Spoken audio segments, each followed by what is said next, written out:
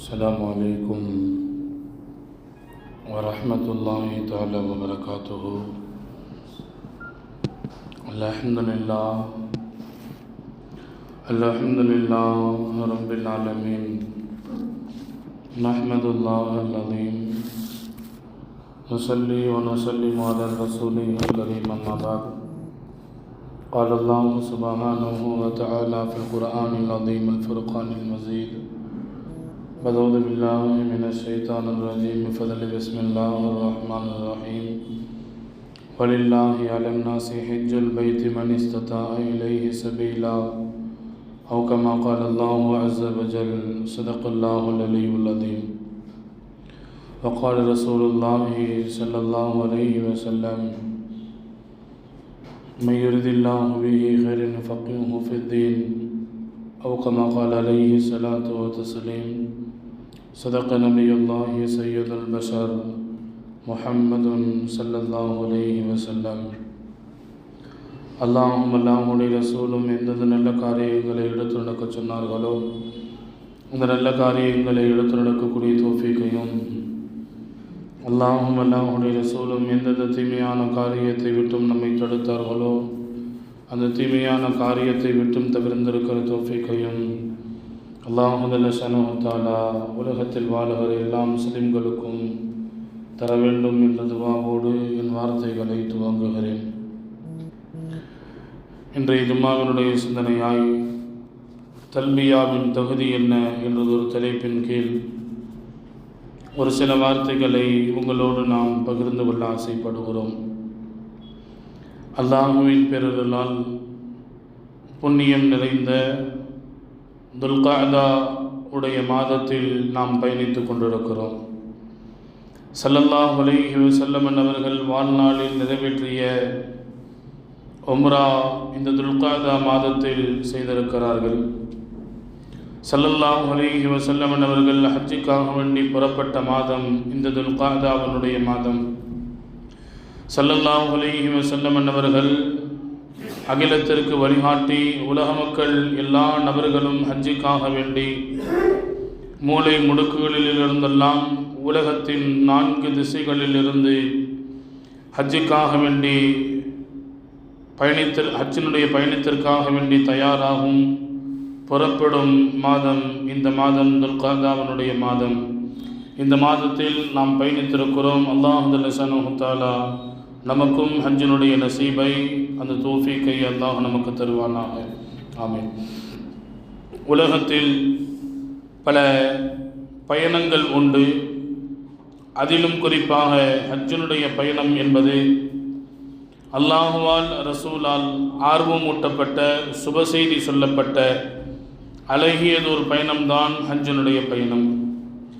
ஸல்லல்லாஹு அலைஹி வஸல்லம் அவர்கள் சொல்லுவார்கள், உலகத்தில் நீங்கள் நன்மையை நாடி பயணிப்பதாக இருந்தால் 3 பள்ளிவாசலுக்கு மட்டும் நீங்கள் பயணியுங்கள் என்று ஸல்லல்லாஹு அலைஹி வஸல்லம் அவர்கள் சொன்னதனுடைய அடிப்படையினுடைய வெளிப்பாடாய் ஹஜ்ஜு ஒரு உயர்ந்த பயணமாக, ஒரு உயர்ந்த நம்ம வாழ்வினுடைய இலட்சிய பயணமாக ஹஜ்ஜு இருக்கிறது என்பதை நாம் முதலில் விளங்கிக் கொள்ள வேண்டும். செல்லாதோர் ஹஜ்ஜுக்காக வேண்டி இதுவரை செல்லாதோர் நம் வாழ்வில் அந்த வாய்ப்பு இறைவன் நமக்கு தந்துவிட மாட்டானா, அந்த வாய்ப்பு நம் வாழ்வில் ஒரு முறையாவது ஏற்பட்டு விடாதா என்கின்ற ஆசையும் ஆர்வமும் தேட்டமும் நாட்டமும் அவர்களின் உள்ளத்தில் நிரம்பி இருக்கிறது. செல்லாதவர்களுடைய உள்ளத்தில் இந்த நிலை. ஹஜ்ஜுக்காக வேண்டி உம்ராவுக்காக வேண்டி சென்று வந்தவர்கள் மீண்டும் ஒரு முறை நாம் சென்றுவிட மாட்டோமா, மீண்டும் ஒரு முறை அந்த காபாவை நாம் சந்தித்து விட மாட்டோமா, அதை தவாப் செய்து விட மாட்டோமா என்கின்ற ஒரு பெரும் ஆசையும் ஒரு பெரும் எதிர்பார்ப்பும் அவர்களுடைய உள்ளத்தில் குடிகொண்டிருக்கிறது என்பதை உலகத்தில் நாம் பரவலாய் இந்த சிந்தனையை பார்க்க முடியும். இந்த உலகத்தில் இஸ்லாத்தினுடைய கடமைகள் என்று 5 கடமைகளை இறைவன் நமக்கு வைத்திருக்கிறார். அந்த 5 கடமைகளும் பல்வேறு உதாரணங்களையும் பல்வேறு உவமைகளையும் பல்வேறு உண்மைகளையும் நமக்கு இந்த உலகத்தில் உணர்த்தி கொண்டிருக்கிறது என்பதை 5 கடமைகளை நாம் யோசிக்கிற பொழுது, அதை குறித்து நாம் வாசிக்கிற பொழுது நம்மால் புரிந்து கொள்ள முடியும். இஸ்லாத்தினுடைய முதல் கடமை கலிமா. இந்த கலிமாவுக்கான தகுதி என்ன? உதாரணம் சொன்னால் புரியும் என்று நினைக்கிறேன். ஒரு மனிதன் 11ஆம் வகுப்பு படிக்க வேண்டும் என்றால் அதற்கான தகுதி என்ன? 10ஆம் வகுப்பில் அவன் தேர்ச்சி பெற்றிருக்க வேண்டும். உலகத்தில் ஒரு மனிதன் ஒரு பெரிய அலுவலகில் வேலை செய்ய போகிறான் என்று சொன்னால் அதற்கான தகுதி என்ன? அதற்கான அடிப்படையான அறிவும் படிப்பும் அவனுக்கு அவசியம். அதற்கான கல்வி அவனுக்கு அவசியமாக இருக்கிறது. அதுபோலதான் ஒரு மனிதன் கலிமாவை சொல்ல வேண்டும் என்றால் அதற்கு அவனுக்கு அவசியமானது என்ன என்றால் 2 விஷயங்களை இஸ்லாம் நமக்கு சொல்லித் தருகிறது. ஒரு மனிதன் கலிமா சொல்ல வேண்டும் என்றால் முதலில் அவன் மனிதனாக இருக்க வேண்டும், முதல் தகுதி. 2வது தகுதி, அவன் அறிவுடையவனாக இருக்க வேண்டும், மடையனாகவோ பைத்தியமாகவோ இருந்துவிடக்கூடாது. கலிமாவை ஒருவன் சொல்ல வேண்டும் என்றால் அதற்கான தகுதியை இஸ்லாம் நமக்கு 2 தகுதிகளை நமக்கு சொல்லித் தருகிறது. 2வது, இஸ்லாத்தினுடைய கடமை என்பது தொழுகை. இந்த தொழுகைக்கு 3 விதமான விஷயங்கள் அவசியம். 3 தகுதிகள் இருந்தால் மட்டும்தான் தொழ முடியும். முதல் என்ன? ஈமான் இருக்க வேண்டும். 2வது, தொழுகையை குறித்த அடிப்படையான அறிவும் கல்வியும் அவசியம். 3வது, தொழுகைக்கான நேரம் இருக்க வேண்டும். தொழுகைக்கான நேரம் இருந்தால் மட்டும்தான் அதை நிறைவேற்ற முடியும். தொழுகைக்கான தகுதியை இஸ்லாம் 3 தகுதிகளை நமக்கு வலியுறுத்தி வரையறுத்து நமக்கு சொல்லித் தருகிறது. இஸ்லாத்தினுடைய 3வது கடமையாக இருக்கிற நோன்பு. அந்த நோன்பிற்கு 3 தகுதிகள் அவசியம். முதல், ஆரோக்கியம் இருக்க வேண்டும். ஆரோக்கியம் இல்லாமல் நோயாளிகளாக இருந்தால் நோன்பை விடுவதற்கும் பிற்காலங்களில் அதை நீங்கள் கலா செய்வதற்கும் மார்க்கம் அனுமதி தருகிறது. ஆனால் நோன்புக்கான முதல் தகுதி ஆரோக்கியம் அவசியம். 2வது, இஸ்லாம் நமக்கு சொல்லித் தருகிறது 2வதாக நோன்புக்கு ஈமான் அவசியம். ஈமான் இருந்தால் மட்டும்தான் நோன்பு வைக்க முடியும். 3வதாக பருவ வயதை அடைந்திருக்க வேண்டும். இந்த 3 தகுதிகள் இருந்தால் மட்டும்தான் ஒருவன் நோன்பை உலகத்தில் நோக்க முடியும். 4வது, இஸ்லாத்தினுடைய கடமை என்ன? ஜக்காத் இருக்கிறது. ஜக்காத் என்பது இஸ்லாத்தினுடைய 4வது கடமை என்பது ஜக்காத்தை ஒரு மனிதன் கொடுப்பதற்கு அவன் தகுதியானவனாக மாற வேண்டும். 2வது, ஜக்காத்தை கொடுப்பதற்கு எந்த அளவு பணமோ நகையோ உங்களிடத்தில் இருந்தால் ஜக்காத்து கொடுக்க வேண்டும் என்று மார்க்கம் சொல்லித் தருகிறதோ அந்த அளவை அவன் எட்டி இருக்க வேண்டும். 3வது, அந்த ஜக்காத்தை தகுதியுள்ள குறிப்பான மனிதர்களிடத்தில் ஒப்படைக்க வேண்டும். ஜக்காத்துக்கான தகுதியை இஸ்லாம் 3ஆக நமக்கு சொல்லித் தருகிறது. அதுபோலதான் ஹஜ்ஜினுடைய தகுதியும் 3 தகுதிகள் வேண்டும். முதல் தகுதி உடல் நலம், 2ஆம் தகுதி பொருள் வளம், 3வது தகுதி பாதையின் பாதுகாப்பு. எந்த பயமும் இல்லை என்று சொன்னால் தாராளமாக ஹஜ் அவரின் மீது கடமையாக ஆகிவிடுகிறது என்பது இஸ்லாம் நமக்கு சொல்லித் தருகிற செய்தி. அல்லாஹுவின் வார்த்தைகள் சொல்வதானால் வலில்லாஹி அலன் நாஸி ஹஜ்ஜுல் பைத்தி மன் இஸ்ததா இலைஹி சபீலா. நீங்க அல்லாஹ்வுக்காண்டி ஹஜ் செய்யுங்க, அல்லாஹ்வுக்காக வேண்டி ஹஜ் செய்யுங்கள். பாதை ரீதியான பாதுகாப்பினுடைய சக்தியும் உடல் சக்தியும் உயிரின் சக்தியும் பொருளாதாரத்தினுடைய சக்தியும் உங்களிடத்தில் இருந்தால் உடனடியாக ஹஜ் செய்யுங்கள். அந்த ஹஜ்ஜையும் நீங்கள் பெருமைக்காக வேண்டி, புகழுக்காக வேண்டி, பகட்டுக்காக வேண்டி இல்லாமல் அல்லாஹ்வுக்காக வேண்டி செய்யுங்கள் என்று அல்லாஹ் ஜல்லல்லாஹு தஆலா ஹஜ்ஜினுடைய கடமையினுடைய அவசியத்தை குறித்தும் அதனின் தகுதிகளை குறித்தும் இறைவன் நமக்கு மிக தெளிவாக திருமறையின் வாயிலாய் நமக்கு இறைவன் பதிவு செய்கிறார். ஸல்லல்லாஹு அலைஹி வஸல்லம் சபை, ஸல்லல்லாஹு அலைஹி வஸல்லம் எல்லா சஹாபிகளும் அமர்ந்திருக்கிறார்கள். ஹஜ் கடமையாக்கப்பட்ட உடனே சஹாபிகளிடத்தில் சொன்னார்கள், ஸல்லல்லாஹு அலைஹி வஸல்லம், அல்லாஹ் உங்களின் மீது ஹஜ்ஜை கடமையாக ஆக்கியிருக்கிறான் என்றார்கள். நபித்தோழர்களில் ஒருவர் எழுந்து நின்று கேட்டார்.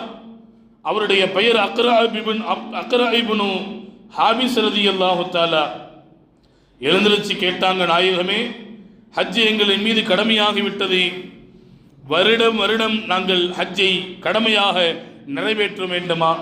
எப்படி ஒரு நாளைக்கு நாங்கள் 5 முறை தொழுகையை நிறைவேற்றுகிறோமோ, எப்படி ஒரு வருடத்திற்கு ஒரு முறை நோன்பு எங்களின் மீது கடமையாகிறதோ, ஒரு வருடத்திற்கு ஒரு முறை ஜகாத் எங்களின் மீது கடமையாகி விடுகிறதோ, அதுபோல ஒவ்வொரு வருடமும் எங்களின் மீது ஹஜ் கடமையா, அந்த கடமையை நாங்கள் நிறைவேற்ற வேண்டுமா என்று நபித்தோழர் நாயகத்திடத்தில் கேட்கிறார். ஸல்லல்லாஹு அலைஹி வஸல்லம் சொன்னாங்க, ஆயிலில் ஒரு முறை மட்டும்தான் கடமையானவர்கள் அதை கடமையாக நிறைவேற்ற வேண்டும். ஆயிலில் ஒரு முறை மட்டும்தான் அது உங்களின் மீது கடமை. அதற்கு மேல் நீங்கள் உங்களின் மீது அது கடமை அல்ல. நீங்கள் செய்யக்கூடிய ஹஜ்ஜி நஃபீலாக அல்லாஹ்வுடைய பார்வையில் அல்லாஹ்விடத்தில் ஒப்புக்கொள்ளப்படுகிறது என்று ஸல்லல்லாஹு அலைஹி வஸல்லம் ஆயிலில் ஒரு முறை மட்டும்தான் கடமை என்று அந்த கடமையினுடைய அவசியத்தை, அதனின் அழகான செய்தியை உலகத்திற்கு உத்தம நபி ஸல்லல்லாஹு அலைஹி வஸல்லம் என்பவர்கள் சொல்லித் தருகிறார்கள் என்றால், நம்முடைய ஆயிலில் ஒரு முறை மட்டும்தான் கடமை. ஆனால் கடமையானவர்கள் அந்த விஷயத்தில் கவனக்குறைவோடு இருக்கிறார்கள் என்பது வருத்தமான செய்தி. திருத்தம் செய்ய வேண்டிய தார்மீக கடமை நமக்கு இருக்கிறது என்பதை நாம் கவனத்தில் வைக்க வேண்டும். ஸல்லல்லாஹு அலைஹி வஸல்லம் சொன்னாங்க, இன்னும் கடுமையான வார்த்தை, ஒருவன் மீது அல்லாஹ் ஹஜ்ஜை கடமையாக ஆக்கிவிட்டார், அந்த மனிதர் அந்த கடமையை நிறைவேற்றாமல் மரணித்து விட்டால், நஊது பில்லாஹ், அல்லாஹ் பாதுகாக்க வேண்டும், நாளை மறுமையில் முஸ்லிமாக அவர் எழுப்பப்பட மாட்டார், நசராணியாக, யூதராக, கிறிஸ்துவராக எழுப்பப்படுவார் என்று ஸல்லல்லாஹு அலைஹி வஸல்லம் கொஞ்சம் கடினமான தடித்த வார்த்தைகளை பயன்படுத்துகிறார்கள். என்றால் கடமையாகிவிட்டால் உடனடியாக அதை நாம் செய்துவிட வேண்டும். இன்றைக்கு நம்மில் பலர், இதைவிட பெரிய கடமை எனக்கு இருக்கிறது, வீட்டில் 2 பொம்பளை பிள்ளை இருக்குது, அதை நான் கரை சேர்க்க வேண்டும், குமரு காரியத்திற்காக வேண்டி ஹஜ்ஜினுடைய கடமையை தள்ளி போட்டு விடுகிறோம். சொந்த வீடு இல்லை, வாடகை வீட்டில் தான் இத்தனை நாள் இருக்கிறோம், எவ்வளவுதான் சம்பாதிச்சாலும் சொந்த வீடுன்றது ஒன்று இல்லையே, அதனால் சொந்த வீட்டை கட்டி முடித்ததற்கு பின்னால் நாங்கள் ஹஜ்ஜினுடைய கடமையை நிறைவேற்றுகிறோம் என்று அந்த கடமையை நாம் தள்ளி போட்டு விடுகிறோம். கடன் இருக்கிறது என்பதற்காக வேண்டி ஹஜ்ஜினுடைய கடமையை தள்ளி போட்டு விடுகிறோம். நம்மள பலருக்கு கடன் இருந்தால் ஹஜ்ஜு தேவையில்லை, ஹஜ்ஜு கடமையாகலை என்ற கருத்து தவறான கருத்து. அதற்கான விளக்கம் அதிகம் இருக்கிறது. நான் சொல்ல வருகிற செய்தி, கடன் இருந்தால் ஹஜ்ஜை தள்ளி போட வேண்டும் என்று மார்க்கம் ஒருபோதும் சொல்லவில்லை. இன்னும் லைஃப்பில் செட்டில் ஆகலை, சொந்த காலில் நம்ம நின்றதுக்கு பின்னாடி ஹஜ்ஜை நிறைவேற்றி விடுவோம் என்றெல்லாம் தள்ளி போட்டு தள்ளாத வயது வந்து விடுகிறது. அதுவரை நாம் ஹஜ்ஜு செய்யாமல் இருந்து விடுகிறோம். அதற்கு பின்னால் நாம் ஹஜ்ஜு செய்ய வேண்டும் என்ற ஆசை இருக்கிறது, ஆனால் உடல் ஆரோக்கியம் இல்லை. பணம் இருக்கிறது, ஆனால் உடல் ஒத்துழைக்கவில்லை என்று உலகத்தில் பலரை நம்மால் பார்க்க முடியும். ஹஜ்ஜு கடமையாகிவிட்டால் அதை உடனடியாக நீங்கள் நிறைவேற்றுங்கள் என்பதை அல்லாஹ் ரசூல் நமக்கு சொல்லித் தருகிற அழகிய உத்தரவாதம் என்பதை, அழகிய உத்தரவு என்பதை நாம் கவனத்தில் வைக்க வேண்டும். கண்ணியத்திற்குரியவர்களே, நம்மில் பலர் சின்ன வயசுலாம் ஹஜ்ஜு நிறைவேற்ற தேவையில்லை, வயதானதுக்கு பின்னாடி முதியவர்களாக வயோதிகர்களாக ஆனதற்கு பின்னால் தான் அது நம் மீது கடமை என்கின்ற ஒரு தவறான கண்ணோட்டமும் தவறான சிந்தனையும் நம் உள்ளத்தில் விதைக்கப்பட்டிருக்கிறது. இஸ்லாத்தினுடைய கடமை என்ன அப்படின்னு யார்கிட்டையாவது கேட்டால் அவங்க விரல் நீட்டி சொல்லுவார்கள், கலிமா, தொழுகை, நோன்பு, ஜக்காத்து, ஹஜ்ஜி. ஹஜ்ஜு 5வது வருகிறது, கடைசியாக வருகிறது. அதனால் அந்த கடமையை கடைசியாகத்தான் செய்ய வேண்டும் என்கின்ற தவறான சிந்தனை நம் உள்ளத்தில் விதைக்கப்பட்டிருக்கிறது. ஆனால் அல்லாஹும் ரசூலும் நமக்கு சொல்லித் தருகிறார்கள், கடமையாகிவிட்டால் அதை நீங்கள் உடனடியாக நிறைவேற்றுங்கள், தள்ளி போட வேண்டாம் என்று இஸ்லாம் நமக்கு சொல்லித் தருகிறது. என்றால் கண்ணியத்திற்குரியவர்களே, உலகத்தில் ஒரு உயர்ந்த அமலாக, ஒரு அற்புதமான அமலாக அல்லாஹ் ஹஜ்ஜி ஆக்கி வைத்திருக்கிறான். மற்ற எந்த கடமைகளுக்கும் இந்த சிறப்பு இல்லை. இந்த சிறப்பு இல்லை, ஹஜ்ஜுக்கு மட்டும்தான் பல்வேறு சிறப்புகள் குர்ஆன் ஹதீஸில் பல வழிநெடுகளும் நமக்கு பரவலாக சொல்லப்பட்டிருக்கிறது. கண்ணியத்திற்குரிய அல்லாஹ்வின் அடியார்களே, ஹஜ்ஜை எல்லா இடங்களிலும் நிறைவேற்றிவிட முடியாது. குறிப்பிட்ட இடத்தில் மட்டும்தான் ஹஜ்ஜை நிறைவேற்ற முடியும். குறிப்பிட்ட மாதத்தில் மட்டும்தான், குறிப்பிட்ட இடத்தில் மட்டும்தான், குறிப்பிட்ட நாட்களில் மட்டும்தான், குறிப்பிட்ட உடைகளில் மட்டும்தான் ஹஜ்ஜை நிறைவேற்ற வேண்டும். ஹஜ்ஜில் எல்லா அமலும் செய்கிறதில்ல, குறிப்பான சில அமல்கள் மட்டும் இருக்கிறது. அந்த அமல்களை மட்டும்தான் செய்ய வேண்டும். சுருங்க சொல்வதானால் ஹஜ் என்பது அறிவை தாண்டிய ஆன்மீக சிந்தனையை நம் உள்ளத்தில் ஆழமாக பதிவு செய்கிற ஒரு அற்புதமானது ஒரு அமல் என்பதை நாம் கவனத்தில் வைக்க வேண்டும். கண்ணியத்திற்குரிய அல்லாஹ்வின் அடியார்களே, சில கலிமாக்கள் ஹஜ்ஜில் இருக்கிறது. குர்ஆன் ஓதுவதை விட சிறந்தது. உலகத்தில் அல்லாஹ்வுடைய கலாமை விட சிறந்த வார்த்தை இல்லை. அல்லாஹ்வுடைய கலாம் தான், குர்ஆன் தான் சிறந்த வார்த்தை உலகத்தில். அல்லாஹ் குர்ஆனிலே பேசுகிறான். ஆனால் குர்ஆன் ஓதுவதை விட, குர்ஆனை விட அல்ல, குர்ஆன் ஓதுவதை விட ஒரு சிறப்பான வார்த்தையை நீங்கள் சொல்வதாக இருந்தால் அதுதான் தல்பியா. நாம் காபத்துல்லாவிலே ஹஜ்ஜுக்காக வேண்டி, உம்ராவுக்காக வேண்டி செல்கிறோமே, சொல்லக்கூடிய அந்த வார்த்தை லப்பைக் அல்லாஹும்ம லப்பைக் என்கின்ற அந்த வார்த்தை இருக்கிறது. அந்த நேரத்தில் குர்ஆன் ஓதுவதை விட சிறந்த வார்த்தையாக இஸ்லாமிய பார்வையில் கருதப்படுகிறது என்றால், கண்ணியத்திற்குரியவர்களே, அந்த ஹஜ் என்கின்ற அந்த உயர்ந்த கடமையை நிறைவேற்ற வேண்டும் என்கின்ற ஆசையும் ஆர்வமும் நம் உள்ளத்தில் நிறைந்திருக்க வேண்டும். அல்லாஹ் நமக்கு அந்த தௌஃபீக்கை தருவானாக. தல்பியா என்கின்ற அந்த குறிப்பான வார்த்தை அது மட்டும்தான் சொல்லணும். ஒருத்தர் காபத்துல்லாவை பார்த்த உடனே சுப்ஹானல்லாஹ், அல்ஹம்துலில்லாஹ், அல்லாஹு அக்பர், லா இலாஹ இல்லல்லாஹ், அஸ்தக்ஃபிருல்லாஹ், ஸல்லல்லாஹு அலா முஹம்மது ஸல்லல்லாஹு அலைஹி வஸல்லம், இல்ல குர்ஆன்ல சூரத்துல் ஃபாத்திஹா, சூரத்துன் நாஸ், சூரத்து யாசீன், சூரத்து வாக்கியா எது ஓதுனாலும் அங்க கூடாது. அங்கே மார்க்கம் நமக்கு சொல்லித் தருகிறது, குறிப்பிட்ட வார்த்தை தல்பியாவை மட்டும்தான் சொல்ல வேண்டும். உலகத்தில் உயர்தரமான ஆடைகளை நீங்கள் அணியலாம், அது 1 கோடி கூட இருக்கலாம். ஆனால் ஒருவர் ஹஜ்ஜுக்காக வேண்டி சென்று விட்டால் குறிப்பான அந்த ஆடை, இஹ்ராமினுடைய ஆடையை மட்டும்தான் அணிய வேண்டும். தவாப் சஇ என்று சொல்லப்படக்கூடிய குறிப்பான அமல் மட்டும்தான் ஹஜ்ஜிலே, கூடுதலான அமல்கள் எல்லாம் இல்லை. கண்ணியத்திற்குரியவர்களே, அது போல துல்கஅதா, துல்ஹஜ் இந்த மாதத்தில் மட்டும்தான் ஹஜ்ஜுக்காக வேண்டி ஒருவர் செல்ல முடியும். இப்ப போனா கூட்டமா இருக்குன்னு சொல்றாங்க.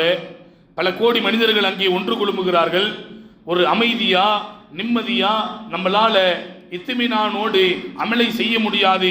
அதனால துல்கஅதா, துல்ஹஜ் முடிந்ததற்கு பின்னால் முஹர்ரம் கொஞ்சம் தெளிவா, கொஞ்சம் விசாலமா இருக்கும். நான் அந்த மாதத்தில் ஹஜ் செய்கிறேன் என்றால் அது ஹஜ்ஜுக்கான மாதம் அல்ல. மாதமும் நமக்கு குறிப்பிடப்பட்டிருக்கிறது. கண்ணியத்திற்குரிய அல்லாஹ்வின் அடியார்களே, மக்கா, மதீனா, அரஃபா, முஸ்தலிஃபா, மினா போன்ற குறிப்பிட்ட இடங்களில் மட்டும்தான் அந்த கடமையை நிறைவேற்ற முடியுமே தவிர, தாயிஃபில் போய் ஸல்லல்லாஹு அலைஹி வஸல்லம் சொல்லால் கல்லால் மார்க்கத்திற்காக வேண்டி துன்புறுத்தப்பட்டார்கள், அடி வாங்கினார்கள். அதனால அந்த இடத்திலே போய் நான் கொஞ்ச நேரம் தங்கியிருக்கிற ஹஜ்ஜினுடைய காலங்களில் என்றால் ஹஜ்ஜு கூடாமல் போய்விடும். குறிப்பிட்ட ஆடை இருக்கிறது, குறிப்பிட்ட கலிமாக்கள் மட்டும்தான், குறிப்பிட்ட மாதங்களில் மட்டும்தான், குறிப்பிட்ட இடத்தில் மட்டும்தான், குறிப்பான அமல்களில் மட்டும்தான் அந்த ஹஜ்ஜை நிறைவேற்ற முடியும் என்றால், நான் அதைத்தான் ஆரம்பத்தில் சொன்னேன். மற்ற எல்லா அமல்களை விட ஹஜ்ஜினுடைய அமல் என்பது வித்தியாசமானது. நமக்கு வித்தியாசமான அனுபவங்களையும் பாடங்களையும் படிப்பினைகளையும் ஹஜ் மட்டும்தான் தர முடியும். ஏன் ஹஜ் செய்யணும், ஏன் ஹஜ் செய்யணும் என்கின்ற அந்த கேள்வி நம் உள்ளத்தில் பலரிடத்தில் இருக்கிறார். அல்லாஹ் ஆரோக்கியமான உடலை தந்திருக்கிறானே, ரப்பே இறைவா நான் அதற்கு நன்றி செலுத்துகிறேன் என்பதற்காக வேண்டி ஓடோடி செல்ல வேண்டும். இதற்கு பெயர்தான் ஹஜ். பொருளாதாரத்தினுடைய வளத்தை இறைவன் நமக்கு தந்திருக்கிறான், மேல் மிச்சமாக கொடுத்திருக்கிறான். சிலருக்கு அன்றாட ஒருவேளை மட்டும்தான் உணவு, நாம் நினைக்கிற பொழுதெல்லாம் உணவு அருந்துகிறோம். அதனால் பொருளாதாரத்தினுடைய வளத்தை கொடுத்திருக்கிற இறைவனுக்கு ரப்பே உனக்கு நான் நன்றி செலுத்துவதற்காக வேண்டி ஓடோடி வருகிறேன், உன் காபாவை தேடி எங்கும் என்பதற்குத்தான் ஹஜ்ஜி. சர்வதேசத்தினுடைய எல்லா முஸ்லிம்களும் ஒன்று குழும்பி ஒரு கடமையை நிறைவேற்றுகிறார்கள் என்றால் அது ஹஜ்ஜி மட்டும்தான். மஹல்லாவில் இருக்கிற எல்லாம் ஒன்று சேர்ந்து நிறைவேற்றுவது 5 வேளை தொழுகைகள். அக்கம் பக்கத்தாரர்கள் வந்தெல்லாம் ஒரு தொழுகையை நிறைவேற்றுகிறோம் என்று சொன்னால் அது ஜும்மாவினுடைய தொழுகை. அக்கம் பக்கத்து கிராமத்தில் உள்ளவர்கள் எல்லாம் ஒன்று குழும்பி ஒட்டுமொத்த ஊரும் ஒன்று சேர்ந்து நிறைவேற்றப்படக்கூடிய தொழுகை என்பது ஈது பெருநாளினுடைய தொழுகை. ஆனால் ஒட்டுமொத்த உலகமும் ஒன்று சேர்ந்து ஒரு அமலை நிறைவேற்றுகிறது என்றால் அது ஹஜ்ஜினுடைய அமல் மட்டும்தான். உலகத்தில் எல்லா திசைகளில் இருந்தும் மக்கள் வந்திருக்கிறார்கள். எல்லா நாட்டு மக்களையும் அங்கே பார்க்க முடியும், எல்லா மொழி பேசக்கூடியவர்களையும் அங்கே பார்க்க முடியும், எல்லா நிறத்து மக்களையும் அங்கே பார்க்க முடியும், எல்லா குணமுடையவர்களையும் அங்கே பார்க்க முடியும்.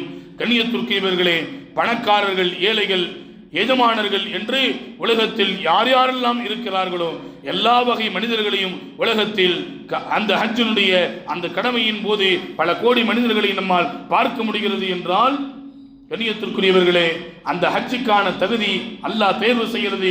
இரண்டே தேர்வு தான். ஒன்று, இஸ்லாத்தை அவர் ஏற்றிருக்க வேண்டும், ஈமானை அவர் சுமர்ந்திருக்க வேண்டும். இந்த தகுதி யாரிடத்திலெல்லாம் இருக்கிறதோ அல்லாஹ் அவருக்கு ஹஜ்ஜினுடைய நசீபை தருகிறான். நமக்கும் அல்லாஹ் அந்த பாக்கியத்தை தருவானாக. கண்ணியத்திற்குரியவர்களே, அடியார்களிடத்திலிருந்து அல்லாஹ் விரும்பக்கூடிய ஒரு அமல் என்னன்னா அம்ரே தஅவுதி, சொன்னா உடனே செய்யணும். ஏன் இதற்கென்றெல்லாம் வினாக்கள் அங்கே தொடுக்கக்கூடாது. அல்லாஹ் சொன்னா உடனடியாக செய்ய வேண்டும். இந்த அமலை எல்லா மனிதர்களிடத்திலிருந்தும் அல்லாஹ் எதிர்பார்க்கிறார். அந்த அமல் முழுமையாக செய்யப்படக்கூடிய செயல் இடம்தான் அந்த ஹஜ்ஜினுடைய இடம், அந்த காபத்துல்லாவினுடைய இடம். ஏன் எதற்கு என்றெல்லாம் எந்த கேள்விகளும் இல்லை. நடக்க சொன்னா நடக்கணும், சுத்த சொன்னா சுத்தணும், சஃபா மர்வாவுக்கு மத்தியிலே தொங்கோட்டம் ஓட வேண்டும் என்றால் சஹீ செய்கிற பொழுது ஓட வேண்டும் என்றால் ஓட வேண்டும். அந்த பச்சை லைட் இருக்கும் சஃபா மர்வாவுக்கு மத்தியிலே, அந்த பச்சை லைட்டில் இருந்து ஆரம்பித்து கொஞ்சம் தூரம் ஓடணும். ஏன் ஓடணும், எதற்காக வேண்டி ஓட வேண்டும் என்கின்ற எந்த வினாவும் இருக்கக்கூடாது. அல்லாஹ் சொல்லிவிட்டால் உடனடியாக செய்ய வேண்டும். இந்த இபாதத்தை, இந்த செயலை அல்லாஹ் அடியார்களிடத்திலிருந்து எதிர்பார்க்கிறான், ஆசைப்படுகிறான். அப்படிப்பட்ட ஒரு இபாதத்து நடக்கக்கூடிய இடம்தான் ஹஜ்ஜினுடைய அந்த அமல்கள் என்பதை நாம் கவனத்தில் வைக்க வேண்டும். கண்ணியத்திற்குரியவர்களே, வயிறு முட்டை நீங்க தண்ணி குடிக்கணும், அரஃபாவில் போய் தூங்கணும், தூங்குறது அமல், முஸ்தலிஃபாவில் இருக்கணும், மினாவில் இருக்கணும், சைத்தானுக்கு கல் எறிவது, கல்லை எடுத்து தூக்கி போடுவது கூட ஒரு அமலாக கருதப்படுகிறது என்றால் ஹஜ்ஜினுடைய எந்த அமல்களாக இருந்தாலும் அறிவை நாம் ஒத்து பார்க்கிற பொழுது நம்முடைய அறிவுக்கு அது புலப்படாது. அறிவை தாண்டிய ஒரு ஆன்மீகத்தினுடைய செயல்தான் ஹஜ் என்பதை நாம் கவனத்தில் வைக்க வேண்டும். கண்ணியத்திற்குரிய அல்லாஹ்வினடியார்களே, சுருங்க சொல்வதானால் இறை காதலர்களின் பயணம் ஹஜ்ஜி, ஆன்மீகத்தினுடைய பயணம் ஹஜ்ஜி, ஆசையின் பயணம் ஹஜ்ஜி, நம் வாழ்வின் இலக்கின் பயணம் ஹஜ்ஜி என்பதை நாம் கவனத்தில் வைக்க வேண்டும். இஸ்லாத்தில் 5 கடமைகளை அல்லாஹ் கொடுத்திருக்கிறான். ஏன் கொடுத்திருக்கிறான் தெரியுமா? அந்த 5 கடமைகளும் ஒவ்வொன்றும் உங்களின் வாழ்வில் ஒவ்வொரு மாற்றங்களை ஏற்படுத்த வேண்டும் என்பதற்காக வேண்டி. முதல்ல கலிமாவை அல்லாஹ் கொடுத்திருக்கிறான். கலிமாவை குறித்து இறைவன் திருமறையில் பேசுகிற பொழுது, அல்லாஹ் முதல்ல கலிமாவை குறித்து பேசுகிற பொழுது அல்லாஹ் சொல்லுகிறான், இன்னமல் முஃமினூன இதா ذுக்கிரல்லாஹ் வஜிலத் குலூபுஹும்.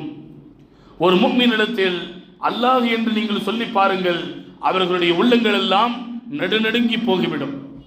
அப்ப அல்லாஹ்னு சொன்னா நம் உள்ளத்தில் நம்மை தாண்டி, நம்மை கடந்து ஒரு விதமான உணர்வு ஏற்பட வேண்டும் என்று குர்ஆன் பேசுகிறது. ஆனால் அந்த கலிமாவை அல்லாஹ் இந்த நோக்கத்துக்காக வேண்டிதான் இந்த உலகத்தில் அதை கடமையாக ஆக்கி வைத்திருக்கிறார்.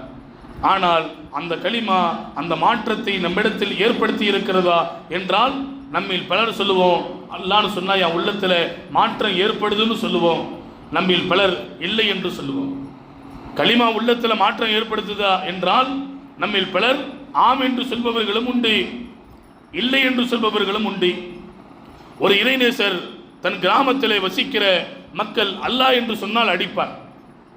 மக்கள்லாம் போய் கேட்டாங்க, அல்லான்ற வார்த்தை கெட்ட வார்த்தை இல்லை, உலகத்தில் உயர்ந்த வார்த்தை, ஆனால் அதை சொல்லுகிற பொழுது ஏன் அடிக்கிறீர்கள் என்று மக்கள் அந்த இறைநேசரை குறித்து வினா தொடுக்கிற பொழுது அவர் சொன்ன வார்த்தை என்ன தெரியுமா? நீங்கள் அல்லாஹ் என்கின்ற வார்த்தையை சர்வசாதாரணமாக பயன்படுத்துகிறீர்கள். அது சாதாரணமாக பயன்படுத்தக்கூடிய வார்த்தை அல்ல. நம் வாழ்வில் சாதனையாளர்களாக மாற வேண்டும் என்பதற்காக வேண்டி பயன்படுத்தக்கூடிய வார்த்தை. அந்த உணர்வோடு நீங்கள் சொல்ல வேண்டும் என்று அந்த நல்லடியார் சொன்னார் என்ற அந்த வரலாற்று நிகழ்வை நாம் பார்க்கிறோம். நான் சொல்ல வருகிற செய்தி, கலிமாவை அல்லாஹ் எதுக்காண்டி வச்சிருக்கிறான்? உள்ளத்தில் மாற்றத்தை ஏற்படுத்த வேண்டும். அல்லாஹ் என்று சொன்னால் என்னை படைத்தவன் இறைவன் மட்டும்தான், என் உள்ளத்தில் அவனுக்கு மட்டும்தான் இடம் இருக்கிறது, என் உள்ளத்தில் ரப்பை நிறைந்திருக்கிறான் என்கின்ற சிந்தனை வேண்டும். இந்த சிந்தனை இருக்குதா? கலிமா அந்த தாக்கத்தை ஏற்படுத்தி இருக்கிறதா என்றால் நம்மில் பலர் ஆம் என்று சொல்வோம், இல்லை என்று சொல்பவர்களும் உண்டு. இஸ்லாத்தினுடைய இரண்டாவது கடமை தொழுகை இருக்குது.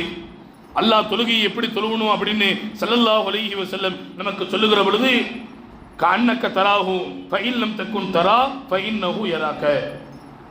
அல்லாஹ் உங்களை பார்க்குற மாதிரி தொழுவுங்க, அப்படி இல்லைன்னா நான் அல்லாஹ்வை பார்த்து கொண்டிருக்கிறேன் என்ற சிந்தனையோடு நீங்கள் தொழ வேண்டும்.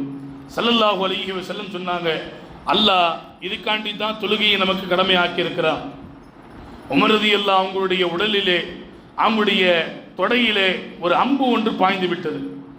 எடுப்பதற்காக வேண்டி முயற்சி செய்கிறார்கள். அவர்களால் வலியால் தாங்க முடியல, துடிதுடிச்சு போயிடுறாங்க உமர் ரலியல்லாஹு. உமர் ரலியல்லாஹு சொன்னாங்க, நான் ஒரு ஐடியா உங்களுக்கு சொல்றேன், நான் தொழ நிற்கிறேன், அந்த நேரத்தில் நீங்கள் அந்த அம்பை எடுத்து விடுங்கள். தொழுகைக்காண்டி நிற்கிறாங்க உமர் ரலியல்லாஹு. அவங்களுடைய அம்பு எடுக்கப்படுகிறது. தொழுகையை முடித்ததற்கு பின்னால் அம்பை எடுத்து விட்டீர்களா என்று உமர் ரலியல்லாஹு கேட்டாங்க. எடுத்த அந்த உணர்வு கூட அந்த தொழுகையில் நிற்கிற பொழுது தெரியவில்லை. ஏன் தெரியுமா? ரப்பை நான் பார்க்கிறேன், அல்லாஹ் என்னை பார்த்து கொண்டிருக்கிறான் என்கின்ற உணர்வை தொழுகையில் ஏற்படுத்த வேண்டும். ஆனால் தொழுகை அந்த தாக்கத்தை நம் வாழ்வில் ஏற்படுத்தி இருக்கிறதா என்றால் ஆம் என்று சொல்பவர்களும் உண்டு, இல்லை என்று சொல்பவர்களும் உலகத்தில் உண்டு. மூன்றாவது கடமையாக இருக்கிற நோன்பை ஸல்லல்லாஹு அலைஹி வஸல்லம் அவங்க சொன்னாங்க, லிஸாயிமி ஃபரஹத்தான், நோம்பாளிக்கு ரெண்டு மகிழ்ச்சி. ஒன்று நோன்பு திறக்கிற பொழுது உள்ள மகிழ்ச்சி, இரண்டாவது நாளை மறுமையில் அல்லாஹ்வை சந்திக்க போகிறோம் என்கின்ற மகிழ்ச்சி. உண்மையில் நோன்பு வைக்கும் போது நம்ம என்ன நினைக்கிறோம்? எப்படா ஆறுற வரும், எப்ப அஜரத்து துவா ஓதுவாரு, எப்ப நமக்கு முன்னாடி கஞ்சி கொண்டு வந்து வைப்பாங்க என்கின்ற சிந்தனை தான் இருக்கிறதே தவிர, இந்த நோன்பின் மூலமாக நான் ரப்பை நெருங்கி இருக்கிறேன், நான் ரப்பை சந்திக்க இருக்கிறேன் என்கின்ற அந்த உணர்வு நம்முடைய உள்ளத்தில் நோன்பு ஏற்படுத்த வேண்டும். அப்படி ஏற்படுத்தி இருக்கிறதா என்றால் நம்மில் பலர் ஆம் என்று சொல்வோம், நம்மில் பலர் இல்லை என்று சொல்பவர்களும் உண்டு. ஸல்லல்லாஹு அலைஹி வஸல்லம் காலத்தில் மூத்தா அப்படின்னு ஒரு போர், அந்த போர்க்களத்தில் 4 தளபதிகளை ஸல்லல்லாஹு அலைஹி வஸல்லம் அனுப்புறாங்க. அந்த 4 பேரில் ஜாஃபர் இப்னு அபீ தாலிப் ரலியல்லாஹு அலி ரலியல்லாஹுடைய சகோதரராக இருக்கிற ஜாஃபர் இப்னு அபீ தாலிப் ரலியல்லாஹு அவர்களையும் அனுப்புகிறார்கள். போர்க்களத்தில் அவர்கள் வெட்டப்பட்டு குல உயிருமாய் குத்துயிருமாய் அங்கே கீழே கிடக்கிறார்கள். பக்கத்தில் இருக்கிற நபி தோழரே, தண்ணி கொடுங்க, அவர் வஃபாத்தாக போறாரு, ஷஹீதாக போகிறார், அதனால் தண்ணீரை கொடுங்கள். ஜாஃபர் ரலியல்லாஹு அந்த தண்ணீரை வேண்டான்னு சொன்னாங்க. பக்கத்தில் இருந்தவங்க கேட்டாங்க, மூத்தா போறீங்க, தாகமா இருக்கும், கொஞ்சோடு தண்ணி குடிச்சிக்கங்க என்று சொன்ன பொழுது ஜாஃபர் இப்னு அபீ தாலிப் ரலியல்லாஹு சொன்னாங்க, இல்லை இல்லை, நான் நோன்பாளியாக இருக்கிறேன். இல்லை, இது மாதிரி இக்கட்டான சூழ்நிலையில, நெருக்கடியான நிலையில நோன்பாளியா இருக்கிறதெல்லாம் பார்க்க தேவையில்லை, மார்க்கம் அதற்கான அனுமதி தருகிறது, சலுகை இருக்கிறது, தண்ணீரை கொடுத்துக் கொள்ளுங்கள். அவங்க சொன்னாங்க, ஜாஃபர் இப்னு அபீ தாலிப் ரலியல்லாஹு, இல்லை இல்லை, நான் நோன்பாளியாக இருக்கிறேன், நான் ஷஹீதானதற்கு பின்னால் நாளை மறுமையில் என் ரப்பை நான் நோன்பாளியாகவே சந்திக்க ஆசைப்படுகிறேன் என்று ஜாஃபர் இப்னு அபீ தாலிப் ரலியல்லாஹு தஆலா அவர்கள் சொன்னார்கள் என்ற அந்த வரலாற்று நிகழ்வை நாம் பார்க்கிறோம். நம்ம உள்ளத்தில் நோன்பு அந்த தாக்கத்தை ஏற்படுத்தி இருக்கிறதா? ஆம் என்று சொல்பவர்களும் உண்டு, இல்லை என்று சொல்பவர்களும் உண்டு. நான்காவது கடமையாக இருக்கிற ஜகாத்தை, ஏழைகளின் வரி. ஸல்லல்லாஹு அலைஹி வஸல்லம் சொன்னாங்க, வழக்கரம் கொடுப்பதை இடக்கரம் அறியாமல் கொடுக்க வேண்டும். அந்த அளவுக்கு ரகசியமா தர்மம் செய்யுங்க.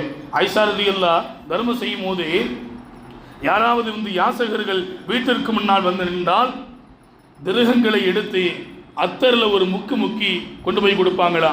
இதை பல நாட்களாக பார்த்து கொண்டிருந்த பெருமான் ஸல்லல்லாஹு அலைஹி வஸல்லம் கேட்டாங்க ஆயிஷா ரலியல்லாஹு, ஆயிஷா, தர்மம் கேட்டா கொண்டு போய் அப்படியே நாணயங்களை கொடுக்காமல் அத்தர் ஒரு முக்கி கொண்டு போய் கொடுக்குறீங்களே, அதற்கான காரணம் என்ன என்று ஈருலக சக்கரவர்த்தி முஹம்மது ரசூலுல்லாஹி ஸல்லல்லாஹு அலைஹி வஸல்லம் ஆயிஷா ரலியல்லாஹு கேட்டாங்க. ஆயிஷா ரலியல்லாஹு சொன்னாங்களா, நாயகமே, நீங்கள் சொல்ல நான் கேட்டிருக்கிறேன். ஒரு அடியான் தர்மம் செய்கிற பொழுது, கொடுக்கிற பொழுது முதலில் வாங்குகிற கை அந்த யாசகனின் கை அல்ல, அது ரப்பினுடைய கை என்று நீங்கள் சொல்ல நான் கேட்டிருக்கிறேன்.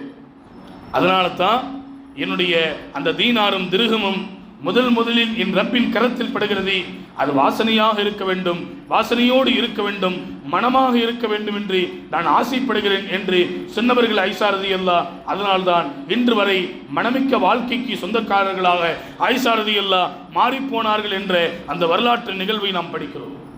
நாம் சொல்ல வருகிற செய்தி, இப்படி ஜக்காத்து உங்கள் வாழ்வில் மாற்றங்களை ஏற்படுத்தி இருக்கிறதா என்றால் நம்மில் பலர் ஆம் என்று சொல்பவர்களும் உண்டு, இல்லை என்று சொல்பவர்களும் உண்டு. இந்த 4 கடமைகளிலிருந்து ஹஜ்ஜு கொஞ்சம் வித்தியாசமானதுங்க. ஆம் என்று சொல்பவர்கள் மட்டும்தான் இருக்கிறார்கள், இல்லை என்று சொல்பவர்களே உலகத்தில் இல்லை. ஆம் என்று சொல்பவர்கள் மட்டும்தான். என்ன ஆம் தெரியுமா? நீங்கள் முதலில் காபாவை பார்க்கிற பொழுது உங்களின் நிலை என்ன என்று நீங்கள் கேட்டு பாருங்கள். காபத்துல்லாவை பார்த்தவர்கள் அவர்களிடத்தில் கேட்டு பாருங்க. அவங்க சொல்லுவாங்க, அந்த நிலைகளை வார்த்தையால் வர்ணிக்க முடியாது, வார்த்தையால் வர்ணிக்க முடியாது. அந்த நிலையை நம் வாழ்வில் உணர மட்டும்தான் முடியும். காபாவை முதல்ல பார்த்தீங்களே, உங்களின் நிலை என்ன என்று நீங்கள் அவர்களிடத்தில் கேட்டு பாருங்கள். அந்த நிலை, அந்த பரவசமான நிலையை அவரும் அல்லாஹும் மத்தியில் தான் அந்த உணர முடியுமே தவிர வார்த்தைகளால் அந்த உணர்வை நம்மால் வர்ணிக்க முடியாது. கணியத்திற்குரியவர்களே, இத்தனை நாட்களாக ரப்பே நான் ஃபஜர் தொழுகையை காபத்துல்லாவை முன்னோக்கி தொழுகிறேன், கிபிலாவை முன்னோக்கி தொழுகிறேன். கிபிலா சைடு கால் நீட்டக்கூடாது. கிபிலாவை முன்னோக்கி சிறுநீரோ மலத்தையோ நீங்கள் கழிக்கக்கூடாது. இவ்வளவு கண்ணியப்படுத்திய இந்த காபத்துல்லாவை, இந்த கிபிலாவை நேரடியாக பார்க்கிறோம் என்கின்ற அந்த உணர்வு இருக்கிறதே, அந்த உணர்வை வார்த்தையால் வர்ணிக்க முடியாது. அந்த உணர்வை உணர மட்டும்தான் முடியும். காபத்துல்லாவை பார்க்கும்போது கலங்காத கண்கள் கூட கலங்கிவிடும், கரையாத கல்வுகள் கூட கரைந்துவிடும். ஏன் அழுவுறீங்கன்னு போய் பக்கத்தில் அவங்களை கேட்டு பாருங்களேன், தெரியாதுன்னு சொல்லுவாங்க. நம்மை அறியாமல் கண்ணீர் வரக்கூடிய அந்த காபத்துல்லாவை பார்க்கிற பொழுது கண்ணியத்திற்குரியவர்களே, ஒரு பரவசமான நிலை. ஏழைகளாக இருக்கட்டும், எஜமானர்களாக இருக்கட்டும், நல்லவர்களாக இருக்கட்டும், கெட்டவர்களாக இருக்கட்டும், பண்பட்டவர்களாக இருக்கட்டும், பாவிகளாக இருக்கட்டும், யாரு காபத்துல்லாவை பார்த்தாலும் உடனடியாக தேம்பி அழுதுருவாங்க. ஏன் தெரியுமா? என் ரப்பை நான் சந்திக்க வந்திருக்கிறேன், என் ரப்பினுடைய வீட்டினுடைய விருந்தாளியாக நான் வந்திருக்கிறேன் என்கின்ற உணர்வு மட்டும்தான் உள்ளத்தில் நிறைந்திருக்குமே தவிர மற்ற எந்த சிந்தனையும் இருக்காது. காபத்துல்லாவை தவாப் செய்கிறாங்களே, நிப்பாட்டி கேளுங்களே, ஏனப்பா நீங்கள் சுற்றுகிறீர்கள்? அல்லாஹ்வுடைய கட்டளை, ரசூலின் வழிகாட்டுதல், இது மட்டும்தான் சொல்ல முடியுமே தவிர ஏன் சுற்றுகிறோம் என்று யாருக்குமே தெரியாது. ஆன்மீக சிந்தனை, அறிவை தாண்டிய ஆன்மீகம் இருக்கிறது. சஃபா மர்வாவுக்கு மத்தியிலே தொங்கோட்டம் ஓடுகிறோம். ஏன் ஓடுகிறோம்? அறிவை தாண்டிய ஆன்மீகம் அங்கே ஒளிந்திருக்கிறது. காபாவிலே செய்கிற எல்லா அமல்களும் அறிவை தாண்டிய ஆன்மீகம் மட்டும்தான் அதில் ஒளிந்திருக்கிறது என்பதை நாம் கவனத்தில் வைக்க வேண்டும். கணியத்திற்குரிய அல்லாஹ்வின் நல்லடியார்களே, அதனால் ஹஜ் செய்பவர்களாக இருந்தால் உங்களுடைய உள்ளத்தில் அந்த ஹஜ்ஜி மாற்றத்தை ஏற்படுத்தி இருக்கிறதா என்றால் எல்லா ஹாஜிகளும் சொல்லுவார்கள் ஆம் என்று மட்டும்தான் சொல்வார்களே தவிர இந்த கடமை என் உள்ளத்தில் எந்த மாற்றத்தையும் ஏற்படுத்தவில்லை என்று, இல்லை என்று சொல்லப்படக்கூடிய மனிதர்கள் அகிலத்தில் இல்லை என்பதை நாம் உணர வேண்டும். மற்ற எல்லா கடமைகளை விட வித்தியாசமான ஒரு உயர்ந்த ஒரு சிறந்த கடமையாக அல்லாஹ் ஹஜ்ஜை நமக்கு கடமையாக்கி இருக்கிறான். அது நம் மீது கடமையாகிவிட்டால் அதை உடனடியாக நாம் செய்ய வேண்டும். நம்முடைய வாழ்வில் அந்த ஹஜ்ஜை ஒருபோதும் தள்ளி போட்டுவிடக்கூடாது. அல்லாஹ் ஜல்லல்லாஹு தஆலா இந்த உயர்ந்த அமலாக இருக்கிற இந்த ஹஜ்ஜினுடைய கடமையை நம்முடைய உடலில் இருந்து உயிர் பிரிவதற்கு முன்னால் அந்த ஹஜ்ஜை நிறைவேற்றுகிற நசீபை அல்லாஹ் எனக்கும் உங்களுக்கும் நம் குடும்பத்தார்களுக்கும் நம் சந்ததிகளுக்கும் உலகத்தில் வாழுகிற முஃமினான முஸ்லிமான எல்லா மக்களுக்கும் தருவானாக. ஆமீன். வாஹிர் தஅவாஹும் அனில் ஹம்துலில்லாஹி ரப்பில் ஆலமீன்.